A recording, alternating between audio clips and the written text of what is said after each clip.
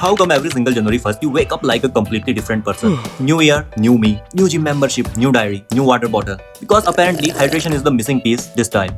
And then January 14th hits. And you are exactly who you were before. Same habits, same excuses, same half-empty water bottle collecting dust on the shelf. How come? Stay till the end of this video because there's a method with actual math behind it that explains exactly why this keeps happening. And more importantly, what actually works instead. And the math is going to genuinely surprise you. Okay, so let's be honest with each other for a second. We live in a world that is absolutely obsessed with transformation. Go big or go home. Hustle harder. Change your life in 30 days. 75 hard. Before and after photos. Completely overnight reinvention. And we buy into it every single time because it sounds incredible. Because the idea of becoming a completely different person by the next month feels electric. And then it doesn't work again. And instead of questioning the approach, we question ourselves. Maybe I'm just not disciplined enough. Maybe I don't want it bad enough. Maybe I'm just not built for this. That's not what's happening. The approach is broken, not you. And I can prove it. Here's what actually happens in your brain when you set a massive goal. You feel incredible, motivated, fired up. That feeling of deciding to change, the planning, the vision board, the new running shoes. Your brain releases dopamine just from the idea of the future version of you. The problem? Your brain already got the reward before you did anything. You visualize the goal so vividly, the better body, the more money, the disciplined morning routine, that your brain filed it as something that basically already happened.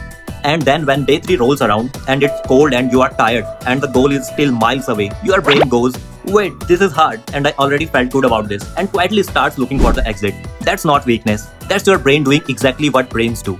The system was always going to fail you because you were trying to sprint a marathon. Now here's where it gets interesting because there's a method that flips this completely.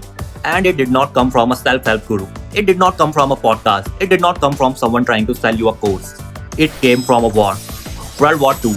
America needs to build weapons fast, more than anyone has ever built before. And the old approach, completely overhauling factories, installing new equipment, radical transformation overnight, was taking too long. So a group of management theorists tried something completely different. They told factory supervisors, stop looking for one big fix. Instead, look for hundreds of small things you can improve. Tiny things, daily things so small they barely feel like changes at all. And it worked. America outproduced everyone, won the war. After the war, America introduced this philosophy to Japanese factories to help rebuild their economy. The Japanese took it, refined it, built entire industries on it, and gave it a name, Kaizen, Japanese for continuous improvement. So the thing your favorite self-help influencer is currently selling you as an ancient Japanese secret wisdom was invented by American factory managers during the Depression. You're welcome. Okay, but here's the part with the math I promised you. And when I tell you this number, I need you to actually sit with it for a second because it sounds fake. It is not fake. The core idea of Kaizen applied to your personal life is this. Get 1% better every day. That's it. That's the whole thing. 1% feels like nothing, right? Like barely worth getting out of bed for. Read 1 page instead of 0. Do 2 push-ups instead of 0. Drink 1 extra glass of water. Embarrassingly small. That's the point. Here's the math. If you get 1% better every single day for 1 year, just 1% at the end of that year, you are not 365% better. You are 37 times better. 37 times. Because improvement compounds. Like interest in a bank account. Each 1% builds on the last one. The gains stack on top of each other. Slowly at first, almost invisible. And then suddenly, all at once. And the flip side, and this is the part nobody puts on the motivational poster. If you get 1% worse every day for a year, you decline to almost 0. The same math, the same compounding, working in the opposite direction. Every day you are either compounding forward or compounding backward. There's no standing still. Real quick, if you have tried and quit the same goal more than twice, drop a number in the comments. Just a number. How many times you have started the same thing? No judgment. This is genuinely a safe space. I'll go first. The number for me is embarrassing. And if you have got someone in your life who sets the same New Year's resolution every single year, you know exactly who I'm talking about. Send this to them. Okay, here's why 1% actually works when everything else doesn't. When you set a massive goal, your brain sees the gap between where you are and where you want to be. And it registers that gap as a threat.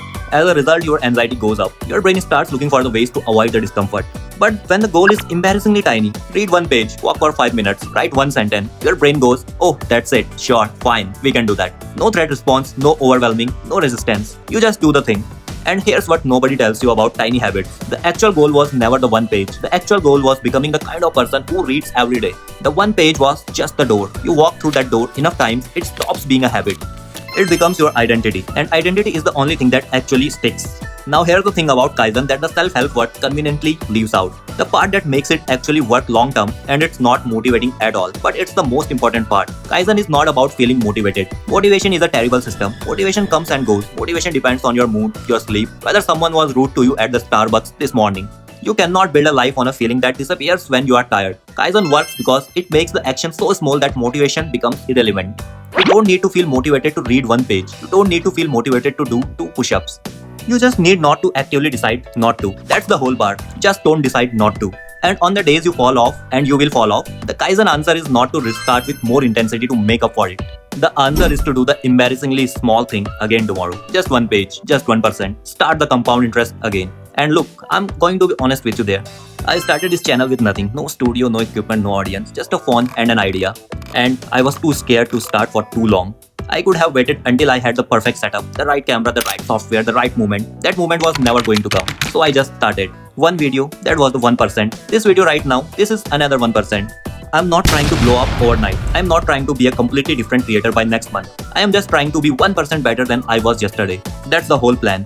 37 times better by the end of the year though, because the math is the math. So here's where we land. The reason the people who want to change the most change the least is because they were handed a system built on intensity instead of consistency. Intensity burns out, consistency compounds. You don't need a new year, you don't need a Monday, you don't need a whole new version of yourself by next month. You just need 1% today. That's it. That's actually it. How come nobody taught us this instead of telling us to go big or go home? That's why How Come exists. If this hit different, the like button is right there and it genuinely helps more people to find this.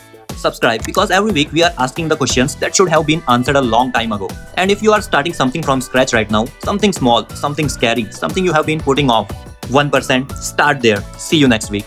And remember, a week later you would have been 7% better than you are today. So start it. Just start it.